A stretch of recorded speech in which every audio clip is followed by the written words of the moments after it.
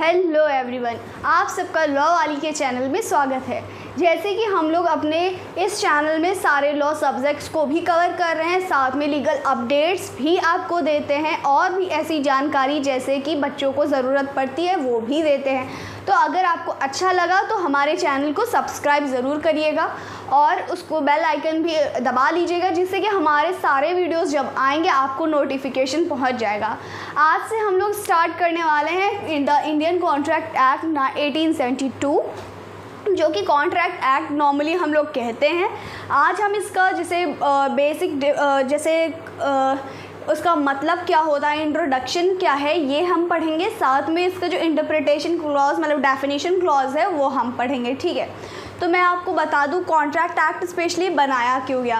पहले तो नहीं था, 1872 के टाइम बनाया गया, जो कि हम मतलब कि 1872 का है, यानी अंग्रेज़ों का बनाया हुआ है। तो पहले क्या था, पहले ज़ुबान से ही चीज़ें चलती थी, पर क्या हुआ जब सोसाइटी में लगने लगा कि अब ये कॉन्ट्रैक्ट मुँह से तो बोल दिया लेकिन ये फिर कंप्लीट नहीं कर रहा है, अब क्या करेंगे। तो उसके बाद इस चीज़ को अगर आपने कुछ बोला है ये करने के लिए कि मैं आपको कुछ मतलब कि ये काम करूँगा, तो इस चीज़ को कंप्लीट करने के लिए इसको लॉ बनाया गया, कॉन्ट्रैक्ट एक्ट 1872 का, ठीक है।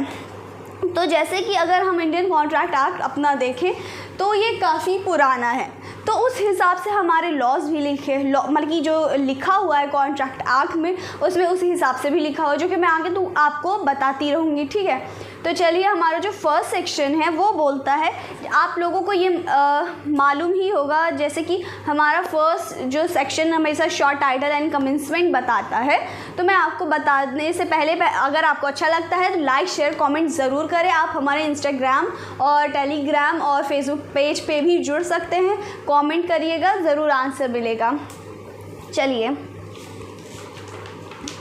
अपनी बेयर एक्ट उठा लीजिए। पहला सेक्शन वही हमारा extent short title and extent बताता है। तो ये क्या बोलता है, तो पहला है दिस एक्ट में be called Indian contract act the act 1872। हम इसको मतलब कि जो हमारा इसका टाइटल है तो वो इंडियन कॉन्ट्रैक्ट एक्ट 1872 है, ठीक।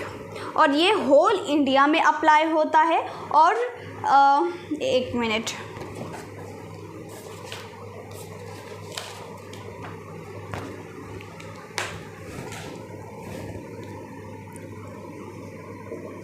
फर्स्ट सितंबर 1872 में ये इन्फोर्स में आया, ठीक है।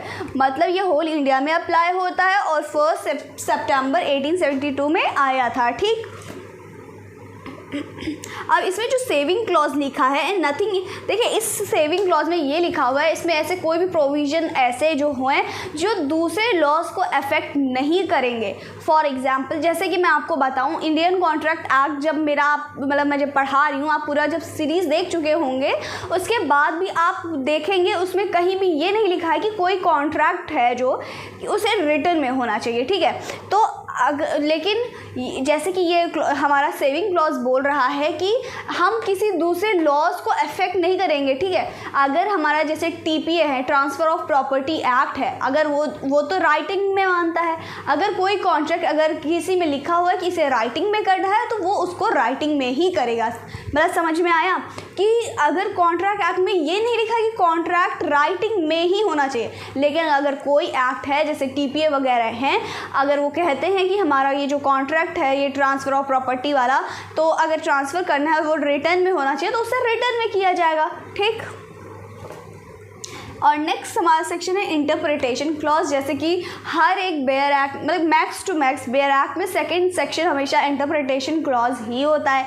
देखिए, ये जो डेफिनेशन है मैं आपको बहुत अच्छे से बहुत डिटेल में समझाऊंगी।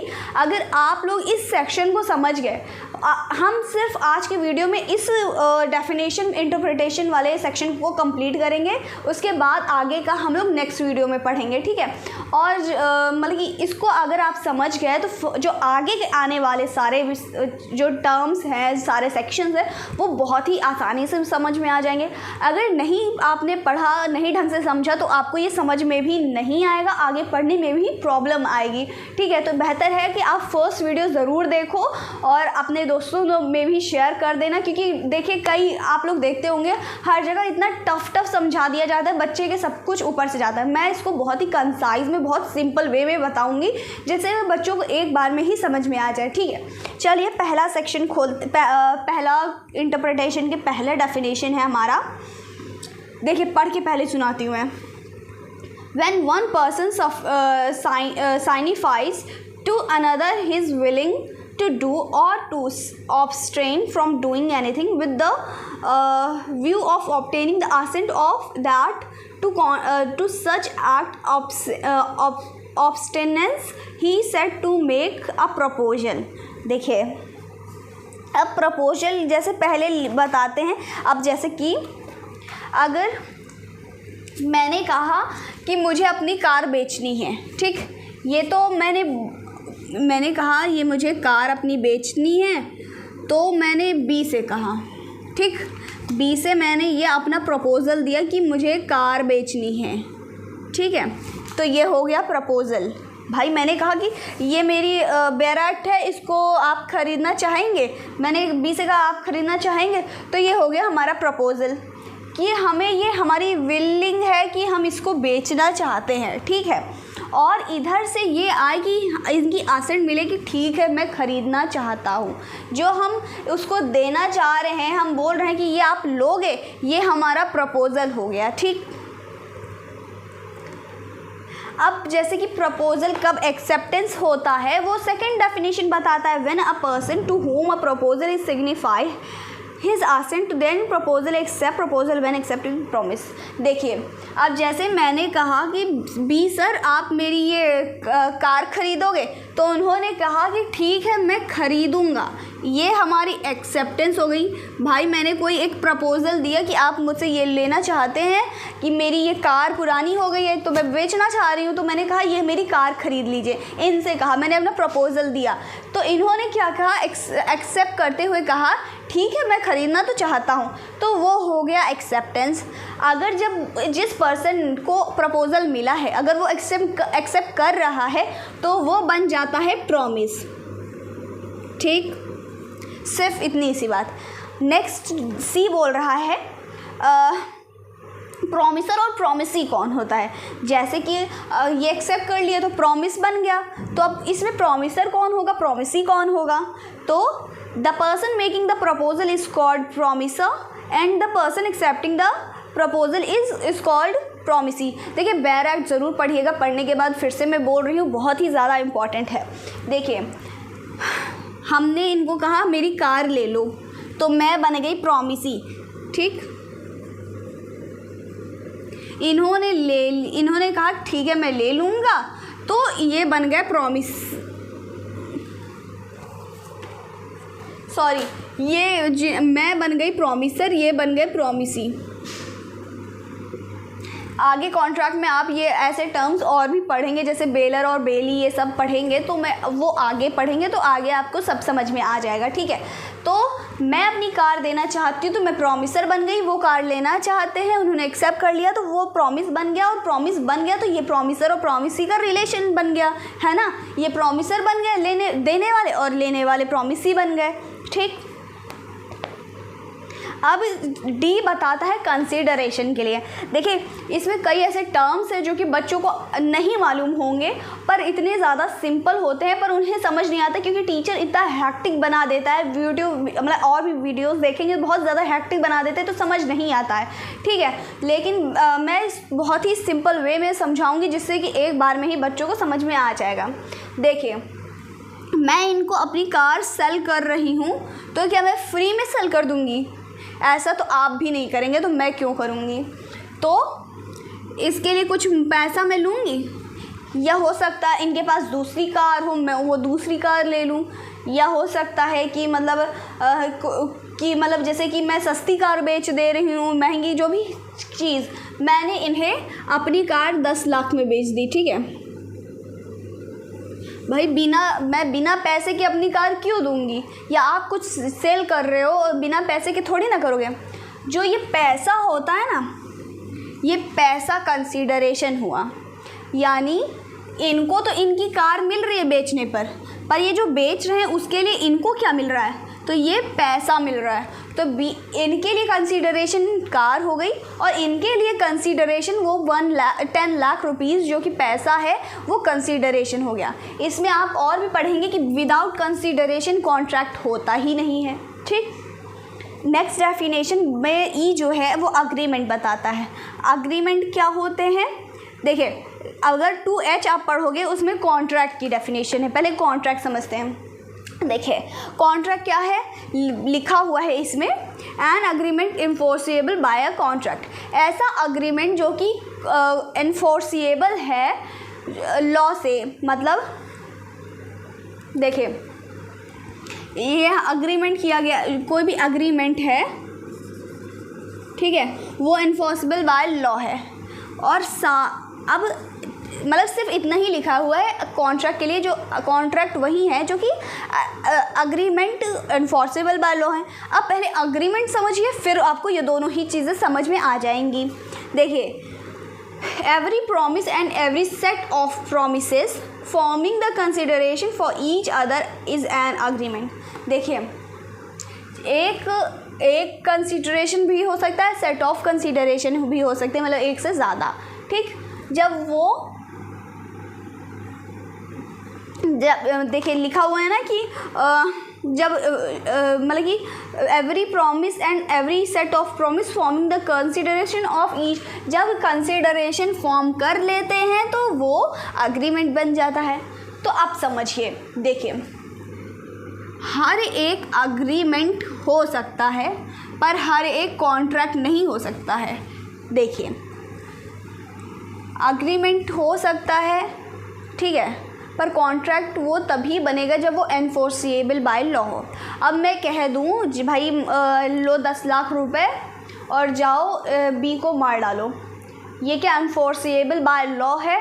क्या ये अग्रीमेंट तो है पर कॉन्ट्रैक्ट बन सकता है? नहीं बन सकता। ये लॉफुल होना चाहिए, है ना, होना चाहिए कि नहीं होना चाहिए? होना चाहिए। इसके और इसेंशियल हैं जो कि हम लोग धीरे धीरे सबका पढ़ेंगे, तब आपको बहुत क्लियर से समझ में आ जाएगा। बस कंटिन्यूंसी बनाए रखिएगा कि जैसे आज वीडियो देख ली हो तो आप नेक्स्ट वीडियो भी देखो तो आपको बहुत आसानी से समझ में आ जाएगा। ठीक, तो सारे अग्रीमेंट हो सकते पर सारे कॉन्ट्रैक्ट नहीं हो सकते। अग्रीमेंट तो हम कुछ भी करा सकते हैं लेकिन एनफोर्सेबल बाय लॉ होना चाहिए, है ना। नेक्स्ट है एफ, रेसिप्रोकल प्रॉमिस बोलते हैं। Promise which form a consideration or part of consideration for each other is called reciprocal. देखिए अब जैसे कि हमने कहा तुम 10 लाख की कार ले लो, ठीक है, आप बी से मैंने कहा तुम मेरी 10 लाख की कार ले लो, मैं मुझे 10 लाख रुपए दे, तो मुझे 10 लाख कंसिडरेशन, ठीक है। पर इन्होंने कहा मैं 5-5 लाख दूंगा, तो मतलब जो मतलब कि मतलब हाफ करके दे रहे हैं वो भी हो सकता है, ठीक है। रेसिप्रोकल अग्रीमेंट बन सकता, प्रॉमिस बन सकता है कि मतलब कि इसे ये भी हो सकता है कि मैं 1-1 लाख करके दूंगा, है ना। चलिए जी बोलता है an agreement non enforceable by law is set by void. अब जैसे मैंने आपको एग्जांपल दिया, अगर मैंने कहा कि आपको मैं 10 लाख रुपए देती हूँ, जाओ बी को माराओ, तो क्या ये इन्फोर्सेबल बाय लॉ है? इन्फोर्सेबल बाय लॉ नहीं है। तो इस चीज़ को एक वर्ड दिया गया है वॉइड, मतलब जो अगर लॉ से इन्फोर्स नहीं कराया जा सकता, जो गलत है, जो इलीगल है, जिसे एक्सेप्ट नहीं करेगा हमारा लॉ, तो उसे हम वॉइड कहेंगे। ठीक, आई बोलता है वॉइडेबल कॉन्ट्रैक्ट। अब वॉइडेबल कॉन्ट्रैक्ट क्या है? देखिए an agreement which is enforceable by law at the option of one or more parties thereto but not option of the other voidable. देखिए वॉइडेबल क्या होता है? एनफोर्सेबल बाय लॉ तो होता है पर वो मतलब देखिए एग्जाम्पल समझिए। जैसे मान के चलिए आप गए किसी भी कैट की शॉप पे, मतलब कि डॉग की शॉप पे चले गए, ठीक है, उसने आजकल देखिए हाइब्रिड बहुत चलते हैं, ब्रीड वाले बहुत चलते हैं ना, तो क्या किया उन्होंने कहा कि मुझे पग चाहिए, ठीक। अब पग का कोई हाइब्रिड दे दिया। पहले तो छोटा था, नहीं समझ में आया, लेकिन फिर आगे जाकर के देखा कि वो उसका तो डिज़ाइन, उसका स्ट्रक्चर बदल रहा है, तो क्या हुआ, पहले तो वो कॉन्ट्रैक्ट था, वो इन्फोर्सेबल बाय लॉ तो था, एक्सेप्टेबल था भाई, उन्होंने कोई धोखाधड़ी या कोई गलत काम इलीगल तो किया नहीं, लेकिन क्या किया उन्होंने, क्या मतलब कि उसको मतलब कि मिस रिप्रेजेंट किया कि भाई ये पग ही है, आप ले जाओ आराम से। और फिर उसके बाद जब पता चलता है 3-4 महीने बाद, जब वो थोड़ा बड़ा होता है, तो उसको पता चलता है कि वो तो पग पूरी तरीके से है ही नहीं, वो तो ब्रीड है। तो फिर वो अगर वो पर्सन चाहे तो उसे मतलब कि उसे वॉइड डिक्लेयर करा सकता है कि भैया इसको हटाओ, ये मैं लूँगा ही नहीं, जब मैं ये लेने आया था तो मुझे ये क्यों दिया गया है ना, तो ये वॉइडेबल हो जाएगा। नेक्स्ट बोलता है जे बोलता है a contract which ceases to be enforceable by law becomes void when it cease to be enforceable. देखिए कोई लॉ सीज कर दिया गया है तो वो वॉइड हो जाएगा, ठीक। आगे देखिए आप बहुत ज़्यादा स्ट्रेस मत लीजिएगा, अगर आपको ये थोड़ा बहुत भी लगता है कि नहीं समझ में आया है या थोड़ा भी कन्फ्यूज़न रहेगी, तो आप आगे आपको ये सब धीरे धीरे क्लियर होता जाएगा जब आप सेक्शंस में पढ़ोगे, ठीक है। परेशान होने की बिल्कुल ज़रूरत नहीं है। तो देखिए ये जो हमारा पहला जो इंट्रोडक्शन और हमारा ये पहला चैप्टर था, मतलब कि प्रिलिमिनरी पार्ट था, वो तो कंप्लीट हो गया। आज हम लोग ये जो हम लोगों का ये चैप्टर 1 है उसको भी इसी वीडियो में कंप्लीट कर लेंगे, तो थोड़ा सा आपको और चीज़ें क्लियर हो जाएंगी, है ना। तो पहला तो ये प्रिलिमिनरी पार्ट था, ठीक है। अब चैप्टर 1 पढ़ेंगे।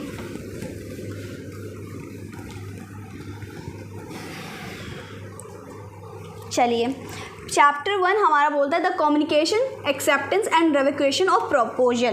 पहले इन तीनों वर्ड्स का मतलब समझ लेते हैं, ठीक है। कम्युनिकेशन क्या हुआ, अगर मैंने कहा ये बी है, ठीक, सॉरी ये बी है, ठीक है। अब मैंने कहा यार, मैं मन में ही सोच रही हूँ यार मैं अपनी कार बेच देती हूँ, तो ये कम्युनिकेशन है? कॉमन सी बात है, कम्युनिकेशन नहीं है। पर मैं इनसे जाकर के कह रही हूँ कि यार बी मुझे अपना कार बेचनी है, क्या तुम लेना चाहोगे? तो ये क्या हुआ, ये कम्युनिकेशन हुई, ठीक। कम्युनिकेशन का मतलब समझ में आया। नेक्स्ट वर्ड है इसी में एक्सेप्टेंस। अब एक्सेप्टेंस मैंने पहले बता दिया है, लेकिन फिर से बताऊँगी क्योंकि आपको क्लियर करना है, ठीक है। यार बी मुझे अपनी कार बेचनी है, तो तुम लोगे? तो इन्होंने कहा अरे यार बिल्कुल पूजा, मैं ज़रूर कार लूँगा, कितने में ले रही मतलब दे रही है तू? मैंने कहा 10 लाख में। इन्होंने कहा ठीक है मैं लेने के लिए तैयार हूँ। तो ये क्या हुआ, इन्होंने कहा ठीक है मैं लेने के लिए तैयार हूँ, तो इसका मतलब ये है वो एक्सेप्टेंस हुआ, ठीक। अब इसी में लिखा हुआ है रेवोकेशन ऑफ प्रपोजल। अब जो मैंने प्रपोजल दिया है, यार मैं अपनी 10 लाख में कार देना चाहती हूँ, बेचना चाहती हूँ, तुम लेओगे? तो उन्होंने कहा एक्सेप्ट तो कर लिया, लेकिन मैंने क्या किया, रेवोक कर दिया, यानी उसको ख़त्म कर दिया, यार नहीं बेच पाएंगे या कुछ भी ऐसा कोई मतलब कि कोई भी रीजन, बस उसको ख़त्म करना, यानी रेवोकेशन ऑफ प्रपोजल को ख़त्म करना होता है, ठीक है। चलिए सेक्शन 3 हमारा बोलता है communication, acceptance and revocation of proposal. यही 3 चीज़ों का मतलब बताया गया है, ठीक है। नेक्स्ट सेक्शन हमारा बोलता है कम्युनिकेशन व्हेन कंप्लीट। अब कम्युनिकेशन कब कंप्लीट मानी जाएगी ये चीज़ बताया गया है, जैसे चैप्टर में ही क्या लिखा है, communication, acceptance, proposal, revocation of proposal, है ना। तो अब पहले रेवोकेशन कब कंप्लीट मानी जाएगी, तो इसमें पहला सेक्शन बोलता है, सॉरी पहला मतलब ये बोलता है जैसे देखिए the communication of a proposal is complete when it comes knowledge of the person whom made. देखिए जिसके लिए बनाया इनके पास पहुंच गया, ये कम्युनिकेशन के थ्रू पहुंच गया।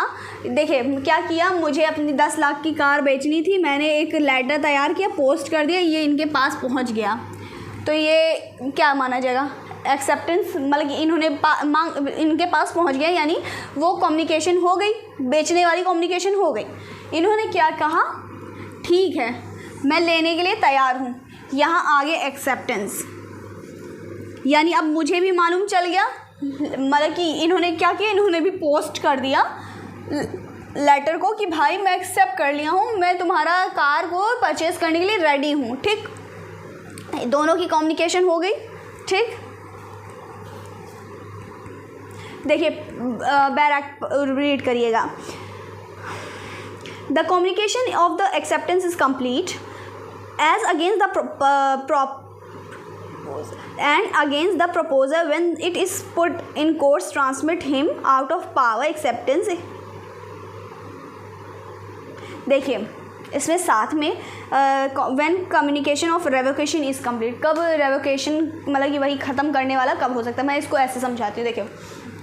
देखिए इसमें लिखा हुआ है लेटर के थ्रू। लेटर के थ्रू क्यों लिखा है? जैसे कि आप लोग देख रहे हैं 1872 का है, तो उस टाइम तो फ़ोन वोन अवेलेबल था नहीं कि हम लोगों ने जस्ट फ़ोन किया, अरे यार तू मेरा कार ख़रीदना चाहता है, नहीं ख़रीदना चाहते, हो गया काम। लेकिन उस टाइम लेटर्स चलते थे, इसलिए ये लेटर्स का लिखा हुआ है, मतलब काफ़ी पुराना है, इसलिए लेटर का लिखा हुआ है कि अगर मैंने कहा मुझे अपनी कार बेचनी थी, मैंने अपना लेटर बी के पास भेजा, यानी ये कम्युनिकेशन हो गया, इन्होंने एक्सेप्ट कर लिया, इन्होंने मेरे पास भेज दिया कि मैं तुम्हारी कार लेने के लिए तैयार हूँ। इसका मतलब ये जो हमारा कॉन्ट्रैक्ट था ये रेडी हो गया। अब इसको ख़त्म कैसे कब कर सकते हैं? देखिए अब मान के चलिए ये मैंने प्रपोज़ल अपना भेजा। ठीक, अपना प्रपोज़ल मैंने 7 तारीख को भेजा और यहाँ पे 10 तारीख को पहुँचा। ठीक, पहली बात ये अगर देखिए अब मुझे यार मैं तो अपनी 10 लाख की कार बेचने वाली थी, पर मुझे दूसरा बंदा मिल गया सी जो कि भाई 12 लाख में मेरी कार लेना चाहता है, तो मैं अपनी कार बी को 10 लाख में क्यों दूंगी? सोचने वाली बात है। तो मैंने क्या किया, इसको 10 से पहले ही, जैसे ही मुझे 8 तारीख को ये मालूम चला कि सी मेरी यार 12 लाख में कार ख़रीदने वाला है, तो मैंने क्या किया, उनको झट से भेज दिया दूसरा लेटर कि भाई मैं अब अपना प्रपोज़ल कैंसिल करना चाहता हूँ, मैं अपनी कार नहीं बेचना चाहता हूँ। तब उसमें क्या करेंगे, इस सिचुएशन में अगर 10 तारीख पे उसने एक्सेप्ट कर लिया कि ये मुझे मिल गया है, पर उसके ये लेटर एक्सेप्टेंस का लेटर भेजने से पहले मैं उसको ये रेवोकेशन का लेटर भेज देती हूँ, तो इसको मान लिया जाएगा कि वो जो कॉन्ट्रैक्ट है वो ख़त्म हो गया है। और जैसे कि मान के चलिए इसके पास नहीं पहुंचता है ये लेटर, तो इसको नहीं माना जाएगा कि ये रेवोक हो गया है। और मान के चलिए इन्होंने एक्सेप्टेंस का भेज दिया, पर ये ख़रीदना अब नहीं चाहते हैं, तो मेरे इस चीज़ को एक्सेप्ट करने से पहले ये रेवोकेशन वाला काम ख़त्म कर दें। मतलब उससे पहले वो अपना लेटर भेज दें कि यार मैं लेने वाला तो था, पर किसी रीजन कारण मैं नहीं ले पा रहा, तो इसको ख़त्म कर दो। लेकिन एक चीज़ बता दूं, अगर टाइम पे आपका लेटर नहीं पहुंचता है, वो एक्सेप्टेंस का पहले भेज दिया, तो आपका ये कॉन्ट्रैक्ट कंफर्म हो जाएगा कि आपको ये एक्सेप्ट करना, आपको यही चलाना है। ठीक है, समझ में आया? देखिए फिर से मैं बताती हूँ, टाइम से इनके एक्सेप्ट करने से पहले रेवोकेशन का लेटर भेज दो, इनके एक्सेप्ट करने से पहले ये रेवोकेशन का लेटर भेज दें ख़त्म करने का, तो उसे ख़त्म माना जाएगा, वरना वो कॉन्ट्रैक्ट को कैरी ऑन समझा जाएगा, वो कॉन्ट्रैक्ट कंप्लीट करना ही पड़ेगा। ठीक, चलिए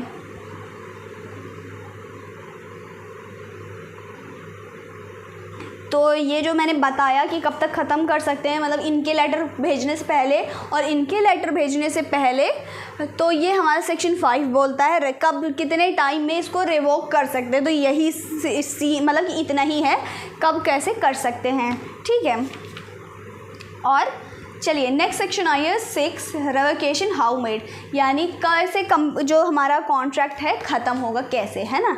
तो चलिए उसको पढ़ते हैं कैसे ख़त्म होगा। पहले इसको रफ़ कर देते हैं फिर बताते हैं। देखिए किसी भी टाइप की अगर क्वेरी हो, आपको नहीं समझ में आए या कुछ भी कन्फ्यूज़न हो, आप मुझे कमेंट करिएगा। कमेंट नहीं करेंगे तो मुझे समझ नहीं आएगा कि गलती क्या है। ठीक है, अगर ये कर देंगे तो हमें भी समझ में आएगा कि हाँ कि ये गलती है, तो मुझे इम्प्रूव करना है। और भी ज़्यादा जानकारी के लिए आप कमेंट कर सकते हैं किसी भी टाइप के लिए ना। चलिए देखिए, by communication of notice revocation of proposal to be other party. एक मिनट,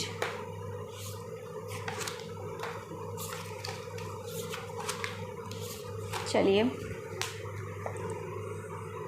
रेवोकेशन की नोटिस दे दिया पहले तो, ठीक।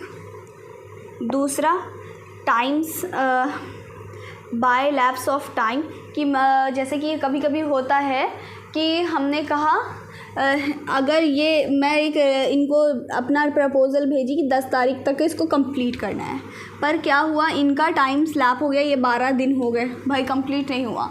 तो इस टाइम में भी जो कॉन्ट्रैक्ट है वो ख़त्म हो सकता है ना, रिवोक हो सकता है। नेक्स्ट पॉइंट बोलता है अगर कंडीशन प्रेसिडेंट है, जैसे कि मैंने बोला भाई ये कंडीशन आपको लगाई जा रही है, इस कंडीशन को पूरा करके आपको ये चीज़ मिल जाएगी, आप वो कंडीशन नहीं पूरी कर रहे हैं तब वो ख़त्म हो सकता है ना। नेक्स्ट डी बोलता है कि अगर जैसे कोई पर्सन है वो इंजर्ड हो जाए, डेथ हो जाए उसकी, या पागल हो जाए, तब वो खुद ही नहीं कर सकते, तब कॉन्ट्रैक्ट रिवोक हो सकता है, ठीक। सेक्शन 7 बोलता है acceptance must be absolute. Acceptance जो हुई है बी की तरफ से, जो एक्सेप्ट किया गया है प्रपोजल, मस्ट बी एब्सोल्यूट होना चाहिए, ठीक है, यानी पूरा होना चाहिए और अनक्वालिफाइड होनी चाहिए। अनक्वालिफाइड क्या मतलब होता है, एक क्वालिफाइड होता है, एक अनक्वालिफाइड होता है। अब जैसे मैंने कोई कॉन्ट्रैक्ट किया, मैंने उसमें कोई कंडीशन लगा दी कि पहले तुम्हें इस चीज़ को पूरा करना पड़ेगा, फिर उसके बाद मिलेगा। मतलब जैसे कि क्या था, ये फादर हैं, ठीक है, इन्होंने कहा अगर तुम जैसे कि ये कोई लड़का है, ठीक है, इसमें मेल लिख देते हैं, और ये डॉटर है इनकी। अगर तुमको इनको 100 रुपये की ज़रूरत थी, ठीक है, अगर इनके पास गए, इन्होंने कहा कि अगर तुम्हें 100 रुपये चाहिए तो पहले मेरी डॉटर से शादी करो, उसके बाद तुम ये ले सकते हो। तो ये मैंने लगा दी ना कि ये कंडीशन इन्होंने लगा दी कॉन्ट्रैक्ट करने से पहले कि भाई तुम्हें पहले डॉटर से शादी करनी पड़ेगी, उसके बाद ही तुम्हें ये 100 रुपये मिलेंगे। तो ये कंडीशन हो गया। अनकंडीशन होना चाहिए, मतलब कि अनक्वालिफाइड होना चाहिए, कंडीशन नहीं लगी होनी चाहिए, ठीक है। और मतलब कि जिस मैनर में कॉन्ट्रैक्ट है उसी मैनर में करना चाहिए, ठीक है। और नेक्स्ट सेक्शन बोलता है एक्सेप्ट बाय परफॉर्मिंग कंडीशन और रिसीविंग कंसिडरेशन। मतलब जनरल रूल यही है, अगर कंडीशन लगती है तो भाई उसको एक्सेप्ट करके उस कंडीशन को पूरा किया जाए और फिर उस कॉन्ट्रैक्ट को कैरी ऑन किया जाए, है ना। चलिए, नेक्स्ट सेक्शन बोलता है 9 प्रॉमिस एक्सप्रेस एंड इम्प्लाइड। देखिए प्रॉमिस क्या है, देखिए प्रॉमिस जो है ना वो एक्सप्रेस भी दे सकते हो और इम्प्लाइड भी दे सकते हैं, ठीक। और जैसे कि हमारा जो नेक्स्ट चैप्टर है ये of contracts, voidable contracts and voidable agreement, ये हम लोग जो चैप्टर 2 है वो नेक्स्ट वीडियो में पढ़ेंगे। और हमारा लेक्चर कैसा लगा ज़रूर कमेंट करें, लाइक शेयर सब्सक्राइब भी करें, शेयर भी करें, और कोई भी क्वेरी हो आप हमें कमेंट कर सकते हैं। Thank you.